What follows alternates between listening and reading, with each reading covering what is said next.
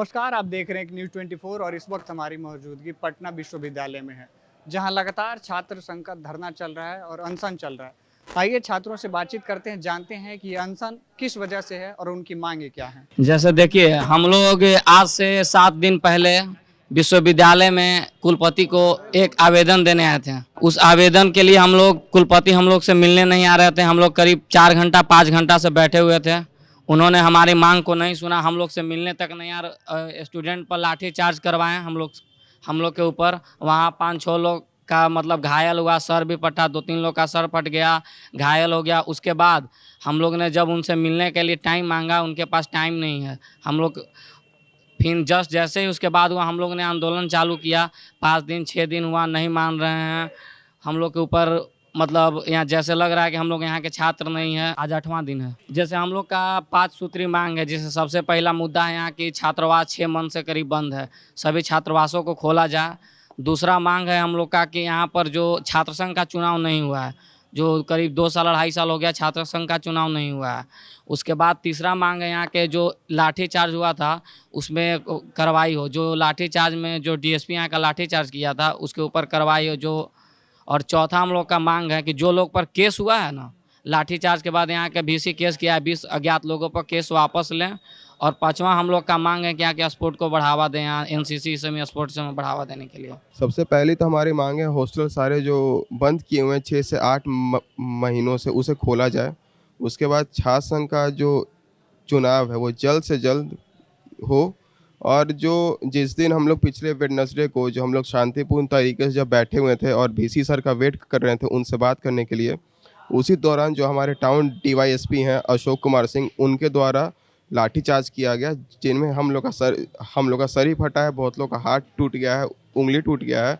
उसके खिलाफ जांच हो और जो दोषी पाए जाते हैं उनके ऊपर कार्रवाई हो जी।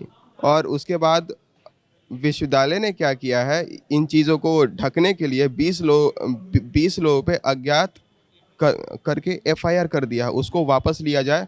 और हमारे विश्वविद्यालय में स्पोर्ट्स का जो सिस्टम बेहद बदहाल है। खिलाड़ी आ रहे हैं लेकिन यहाँ से खेल नहीं पा रहे हैं।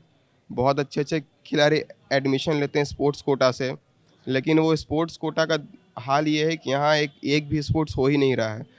कोई भी जोन को, जैसा भी ईस्ट जोन अभी हुआ है, उसमें 5 से 6 टीमों को जाने से वर्जित कर दिया गया, बस छोटे छोटे बहाने मारकर। जबकि सारे टीम का पैसा जाने के लिए 1 लाख रुपए पर टीम के लिए आता है, लेकिन उसे पता नहीं क्यों ये खर्च नहीं करना चाहते हैं।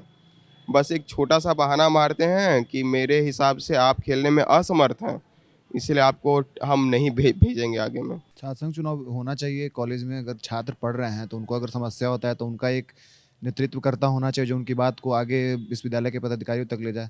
आपने देखा होगा कि यहीं के छात्र नेता आगे चल के देश के एकदम शीर्ष नेतृत्व का उन्होंने नेतृत्व किया है। वजह तो देखिए बहुत वजह है, लेकिन ये लोग एक साजिश के तहत चुनाव को रोके हुए हैं ताकि जितने भी बड़े बड़े नेता हैं उनके पुत्र ही उनकी विरासत को संभाले और कोई नया छात्र नेता न उभरे। अगर कोई नया छात्र नेता उभरेगा तो उनके जो बाल बच्चे हैं उनके विरासत पे खतरा आएगा, क्योंकि ये लोग तो संघर्ष का राह से जाएगा। उन लोग जैसा तो नहीं है कि एसी में बैठ के बाबूजी अगर टिकट दे दिए तो बन गए विधायक, वही फिर आगे बन रहे हैं। ये लगातार 3 दिनों से अनशन चल रहा है पटना विश्वविद्यालय के सीनेट हॉल के पास। और ये अनशन 5 सूत्री मांगों को लेकर संयुक्त छात्र मोर्चा के बैनर तले हम लोग अपने 5 सूत्री मांगों को लेकर अनशन कर रहे हैं, जिसमें छात्र संघ चुनाव, हॉस्टल के आवंटन और जो मुकदमा किया गया है उसको वापस लेने।